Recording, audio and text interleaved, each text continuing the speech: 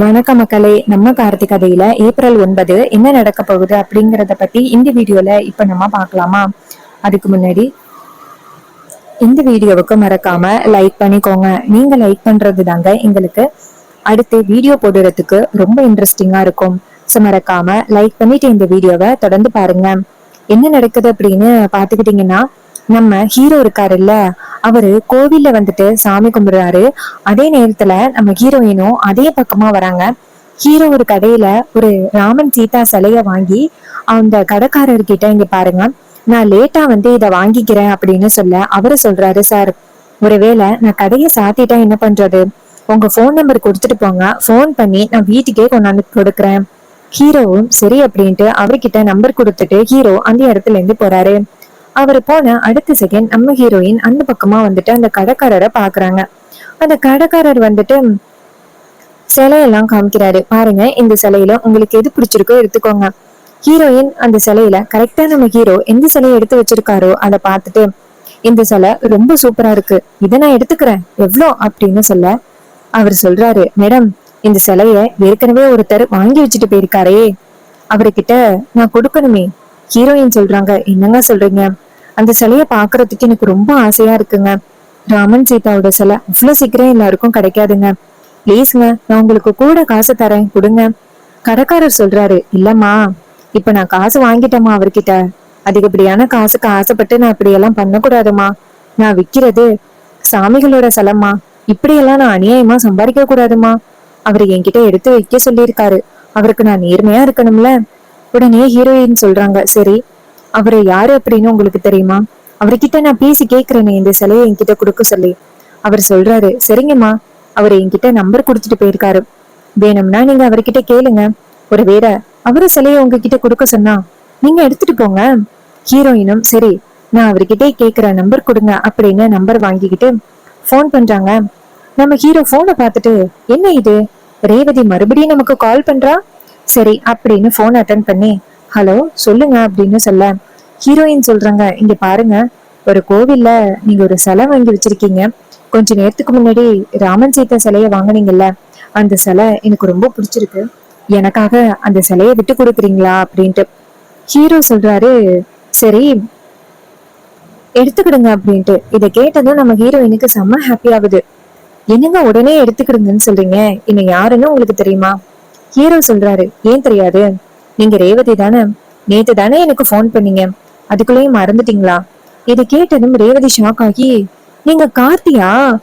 நான் நம்பரை சரியா செக் பண்ணலைங்க, எனக்காக இந்த சிலையை நீங்க விட்டு கொடுத்ததுக்கு ரொம்ப தேங்க்ஸுங்க. அப்ப ஹீரோ சொல்றாரு, இங்க பாருங்க, உங்களுக்கு அந்த சிலை பிடிச்சிருந்துச்சு அப்படின்னா நீங்க எடுத்துக்கிடுங்க, எந்தவித ப்ராப்ளமும் இல்லை. அப்ப நம்ம ஹீரோ நினைக்கிறாரு, இந்த சிலைய வாங்கி நம்ம ரேவதிக்கு தான் கொடுக்கணும் அப்படின்னு ஆசைப்பட்டோம். இப்போ அந்த சிலை ரேவதிக்கு போறதுல எனக்கு எந்தவித பிரச்சனையும் இல்லை அப்படின்ட்டு ஹீரோ ரொம்ப சந்தோஷப்படுறாரு. ஹீரோயின் அந்த சிலைய வாங்கிக்கிறேன் அப்படின்ட்டு ஹீரோ கிட்ட சொல்லிட்டு, உங்களுக்கு நான் காசு போட்டு விட்டுறேன் அப்படின்னு சொல்ல ஹீரோ சொல்றாரு, இல்லங்க அதெல்லாம் ஒண்ணு வேணாம், நீங்க எடுத்துக்கோங்க அப்படின்ட்டு. ஹீரோயின் சொல்றாங்க, நீங்க ரொம்ப நல்லவரா இருக்காரு, உங்களை மாதிரி ஒருத்தவங்க ரொம்ப நல்லா இருக்கணும், நீங்க எல்லாருக்குமே நல்லதா யோசிக்கிறீங்க அப்படின்ட்டு. ஹீரோ சொல்றாரு, சரிங்க, நீங்க அந்த சிலைய வாங்கிக்கிறீங்க, வேணும்னா நான் கடைக்காரர்கிட்ட சொல்லவா? ஹீரோயின் சொல்றாங்க, சரிங்க நீங்க சொல்லுங்க அப்படின்னு சொல்ல, அப்ப ஹீரோயின் வந்து கடைக்காரர்கிட்ட போனை கொடுத்துட்டு, இங்க பாருங்க, அவரு அந்த சிலைய என்னை வாங்கிக்கிட சொல்லிட்டாரு அப்படின்னு. உடனே கடைக்காரரும், சரிம்மா, அவரே வாங்கிக்க சொல்லிட்டாரு அப்படின்னா எந்தவித பிரச்சனையும் இல்லை, நானே உங்களுக்கு அந்த சிலையை கொடுக்குறேன் அப்படின்ட்டு அந்த சிலையை எடுத்து ரேவதி கிட்ட கொடுக்குறாங்க.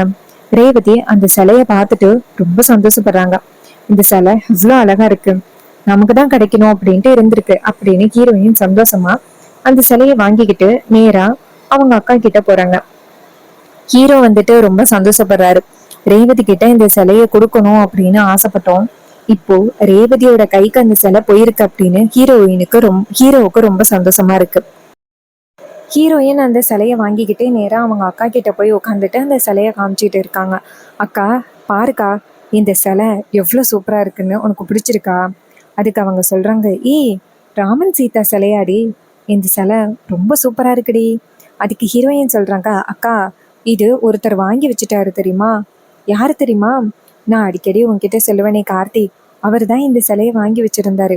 நான் போய் கேட்டதோட என்கிட்ட இந்த சிலைய உடனே விட்டு விட்டு கொடுத்துட்டாரு. அம்மா தான் சொல்றாங்க அவரு நல்லவரு இல்லை அப்படின்ட்டு. ஆனா இவரு ரொம்ப நல்லவரா இருக்காரு. அவர் பாட்டுக்கு இந்த சிலையை என்கிட்ட விட்டு கொடுக்குறாரு. அக்கா, எனக்கு என்னமோ அம்மா தான் அவரை பத்தி தப்பா நினைச்சுக்கிட்டு இருக்காங்கன்னு தோணுது. அப்போ ரோகிணி நினைக்கிறாங்க, ரேவதி கொஞ்சம் கொஞ்சமா கார்த்தியை வந்துட்டு அவளுக்கு பிடிக்க ஆரம்பிக்குது. இதுவே ஒரு காதலா மாறி ரேவதி அவரை காதலிக்க ஆரம்பிச்சா அம்மாவால கண்டிப்பா ரேவதியை ஸ்டாப் பண்ணவே முடியாது அப்படின்னு ரோகிணிக்கு ரொம்ப சந்தோஷமா இருக்கு. ரேவதி கேக்குறாங்க, அக்கா என்னக்கா யோசிக்கிற?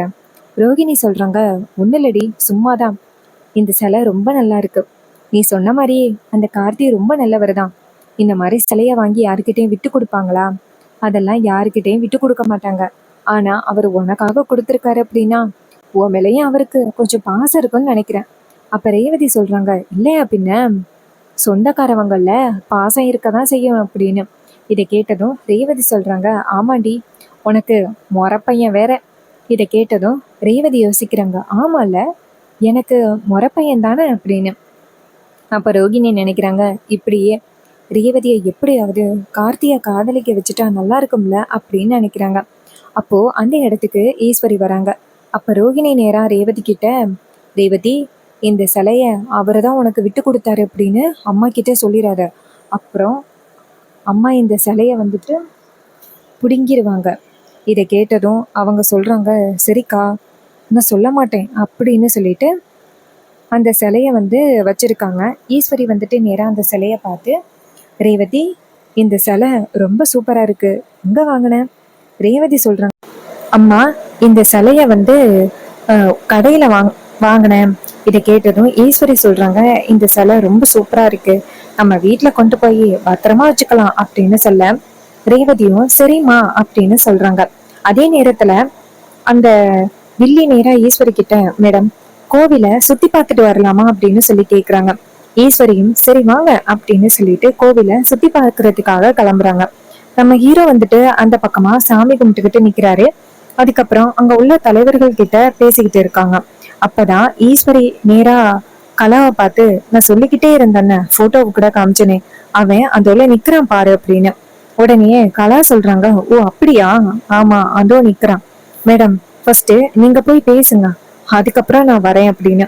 இதை கேட்டதும் ஈஸ்வரியும் சரி அப்படின்னு சொல்லிட்டு நேரா அங்க போறாங்க. போயிட்டு நேரா ஹீரோவை பார்த்து, ஏ டிரைவர் பையலு, இப்போ எதுக்கு நீ இங்க வந்திருக்க? என் பொண்ணு ரேவதி இங்க இருக்கா, அவளை நீ நேரடியா பார்க்க மாட்டேன் அப்படின்னு சொல்லியிருக்க. ஆனா சொல்லிட்டு மறுபடியும் இப்படி வந்து நீ நின்னா என்ன அர்த்தம்? ஹீரோ சொல்றாரு, இங்க பாருங்கத்த, நான் எப்பவுமே வந்துட்டு ரேவதிய வந்து பார்க்கணும் அப்படிங்கிற எண்ணத்துல வரல. நான் உங்ககிட்ட கொடுத்த வாக்கு ஒரு வாக்குதான். கரெக்டா ரேவதிய பார்க்க மாட்டேன் அப்படின்னு சொன்னேன். அதே மாதிரி நான் ரேவதிய வந்து பார்க்கவே இல்லை. நீங்க தேவையில்லாம என் மேல பழி போடாதீங்க. நான் இந்த கோவில்ல வந்துட்டு நிறைய நல்லது பண்ணிக்கிட்டு இருக்கேன். ஒரு முக்கியமான வேலையா வந்தேன், அதை தான் நான் பாத்துக்கிட்டு இருக்கேன். நீங்க தேவையில்லாம என் மேல பழி போடாதீங்க. ரேவதி இப்ப எங்க இருக்கா அப்படின்னு கூட எனக்கு தெரியாது. ஈஸ்வரி சொல்றாங்க, சரி சரி, உனக்கு ஒரு ஷாக்கிங்கான ஒரு விஷயத்த காமிக்க போறேன். இதை கேட்டதும் ஹீரோ கேக்குறாரு, என்ன அப்படின்ட்டு. ஈஸ்வரி சொல்றாங்க, அவங்க நேரடியாவே வந்திருக்காங்க அப்படின்னு சூரியகலா அப்படின்னு சொல்லி கூப்பிட. அப்ப அந்த இடத்துக்கு அந்த வில்லி வராங்க. வில்லிய பார்த்ததும் நம்ம ஹீரோவுக்கு செம்ம டென்ஷன் ஆகுது, கோவம் ஆகுது, அதோட ஷாக்கும் ஆகுது. அப்ப வில்லி அந்த இடத்துக்கு வந்துட்டு, என்ன ஹீரோ சார், என்னை பார்த்ததோட ரொம்ப அதிர்ச்சி ஆகிட்டீங்க போல. என்னடா இவ உயிரோட இருக்காளே, இவ உயிரோட இருக்க வாய்ப்பே இல்லையே அப்படின்னு தானே ஷாக் ஆகுறீங்க. நீ நினைக்கிற மாதிரி நான் சாகல, இன்னும் உயிரோட தான் இருக்கேன் அப்படின்ட்டு. அப்ப ஹீரோ வந்துட்டு அவங்க அத்தைங்க பார்த்து, அத்தை, நீங்க நினைக்கிற மாதிரி இவங்க நல்லவங்க கிடையாது, இவங்க கூட நீங்க இருக்கிறது உங்களுக்கு நல்லது கிடையாது. அதுக்கு ஈஸ்வரி சொல்றாங்க, ஏய், உனக்கு யாரு எதிரியா இருந்தாலும் கண்டிப்பா அந்த எதிரி எனக்கு நண்பனாதான் இருப்பான். உன்னால நான் எவ்வளவு கஷ்டத்தை அனுபவிச்சிருப்பேன், என் குடும்பமும் எவ்வளவு கஷ்டத்தை அனுபவிச்சுக்கிட்டு இருக்கு. உன்னை இப்படி ஏன் சும்மா விட்டுவேன் அப்படின்னு நினைச்சிட்டு இருக்கியா? இங்க பாருடா டிரைவர் பையலே, நான் கண்டிப்பா வந்துட்டு உன்னை நிம்மதியாவே இருக்க விட மாட்டேன். அதுக்கான முதல் ஒரு சாட்சி தான் இந்த சூரியகலா. உனக்கு இவளை தெரியுமாம்ல, அதோட இவளோட லைஃபையே நீ பாதி கெடுத்துட்டியாம்ல, உன்னை காலி பண்றதுக்காக தான் இவ வந்திருக்கா. இதை கேட்டதும் ஹீரோ சொல்றாரு, அத்தை, நீங்க நினைக்கிற மாதிரி இவ நல்லவ கிடையாது. இவ என்ன பண்ணிருக்கானே தெரியுமா அப்படின்னு. அப்ப கலா அந்த வில்லி டக்குன்னு ஈஸ்வரிய பார்த்து, மேடம், இவன் இப்படிதான் புலம்புவான். உங்களுக்கு செஞ்ச துரோகம் மாதிரியே எனக்கும் பண்ணிருக்கான். அத நியாயப்படுத்ததான் பாப்பான். உங்க மேல தப்புன்னு தானே சொல்றான். அதே மாதிரி இப்ப நான் தான் மிஸ்டேக் பண்ணேன் அப்படின்னு சொல்லுவான். அதனால இவனை எந்த விதத்திலயும் டீல் பண்ணணுமோ அப்படி நான் டீல் பண்ணிக்கிறேன், நீங்க போங்க அப்படின்னு சொன்னதும் ஈஸ்வரி சரி அப்படின்ட்டு அந்த இடத்துல இருந்து போறாங்க. ஹீரோ நேரா அவங்கள பார்த்து, ஏய், இப்ப எதுக்கு நீ தேவையில்லாம இங்க வந்திருக்க அப்படின்ட்டு. அதுக்கு வில்லி சொல்றாங்க, இங்க பாரு, நான் எதேச்சியாதான் வந்தேன். ஆனா வந்த இடத்துல நீ இருப்ப அப்படின்னு நான் எதிர்பார்க்கவே இல்லை. ரொம்ப நாளா அத்தை என்னோட அண்ணனுக்கு ரேவதியை கல்யாணம் பண்ணி வைக்கணும் அப்படின்னு ஆசைப்பட்டாங்க. பட் ஒரு சின்ன பிரச்சனையால நீ அவ கழுத்துல தாலி கட்டிட்ட. அதுவும் அத்தை உன்னை நம்பி ரேவதிய கல்யாணம் பண்ணி வச்சுட்டாங்க. அதுக்கப்புறம் தான் அத்தைக்கு நீ இப்படிப்பட்டவன் அப்படிங்கிறதே தெரியும். அதனால இப்ப அந்த கல்யாணத்தை எப்படியாவது ஸ்டாப் பண்ணணும் அப்படின்னு நினைச்சு விவாகரத்தெல்லாம் அப்ளை பண்ணாங்க. அப்புறம் இறுதியா என்ன ஆயிருச்சு, ரேவதி பழைய ஞாபகங்கள் எல்லாத்தையுமே மறந்துட்டா. உனக்கு இப்படி 2வது கல்யாணம் நடக்கும் அப்படின்னு நான் எதிர்பார்க்கவே இல்லை. அப்போ தீபா போய் சேர்ந்துட்டாளா? அதனாலதான் நீ இவளை கல்யாணம் பண்ணிருக்கியா? இங்க பாரு, அவ எப்படி போய் சேர்ந்தாலோ அதே மாதிரியே நான் இவளையும் காலி பண்ண போறேன். இந்த வாட்டி என் அண்ணனுக்கு அவளை கல்யாணம் பண்ணி வச்சு உன்ன அவகிட்ட இருந்து பிரிக்க போறேன் அப்படின்ட்டு. அப்ப ஹீரோ சொல்றாரு, இங்க பாரு, நீ தேவையில்லாத வேலை பண்ணிக்கிட்டு இருக்க. இந்த குடும்பத்துல உள்ள எல்லாருமே நிம்மதியா இருக்காங்க. தேவையில்லாம இந்த குடும்பத்துக்குள்ள வந்து பிரச்சனை உண்டாக்காத. அதுக்கு வில்லி சொல்றாங்க, இங்க பாரு, நான் நிம்மதியா சந்தோஷமா அருண் கூட ஹாப்பியா இருந்திருப்பேன். சொத்துக்கள் எல்லாத்தையுமே அனுபவிச்சு சந்தோஷமா இருந்திருப்பேன். ஆனா அது எல்லாத்தையுமே நீ காலி பண்ணிட்டியல்ல. உங்க அம்மா தானே எனக்கும் அருணுக்கும் இடையில வந்தது. உங்க அம்மா இப்ப உயிரோடவே இல்லையாம்ல, போய் சேர்ந்துட்டாலாம்ல. இத கேட்டதும் நம்ம ஹீரோ சொல்றாரு, எவ்வளவு தைரியம் இருந்தா இப்படி பேசுவ? அதுக்கு வில்லி சொல்றாங்க, இங்க பாரு, நான் உன் போட்டோவை பார்த்ததோட நான் உன்னை கண்டிப்பா பழி வாங்கணும் அப்படின்னு முடிவு பண்ணிட்டேன்.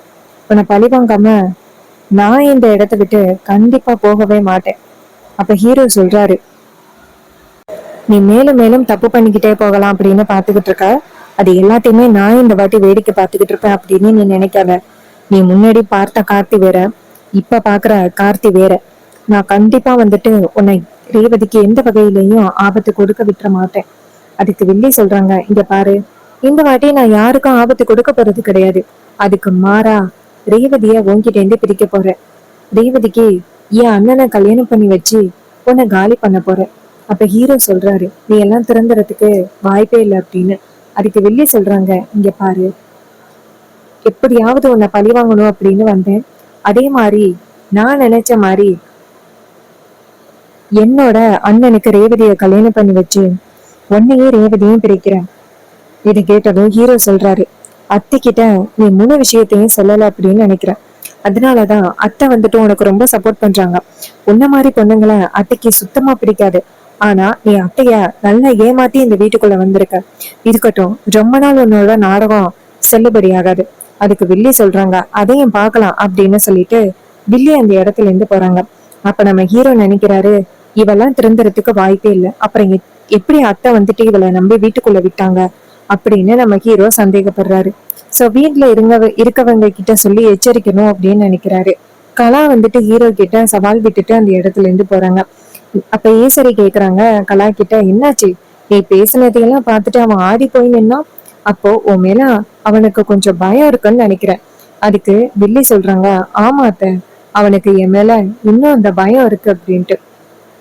அவன் எனக்கு துரோகம் பண்ணியிருக்காங்க, அதனால அவனால என்னை நேரடியா பார்க்க முடியல அப்படின்னு. இதை கேட்டதும் ஈஸ்வரியும் ஆமா அப்படின்னு சொல்றாங்க. சோ இந்த கதை உங்களுக்கு பிடிச்சிருக்கா? இந்த கதை பிடிச்சிருந்துச்சுன்னா இந்த வீடியோவுக்கு மறக்காம லைக் பண்ணிக்கோங்க. நீங்க லைக் பண்றதுதான் எங்களுக்கு அடுத்த வீடியோ போடுறதுக்கு ரொம்ப இன்ட்ரெஸ்டிங்கா இருக்கும். ஸோ மறக்காம லைக் பண்ணிட்டு இந்த வீடியோவை தொடர்ந்து பாருங்க. இதே மாதிரி வேற ஏதாவது ஒரு கதையில பார்ப்போம். தேங்க்ஸ் ஃபார் வாட்சிங்.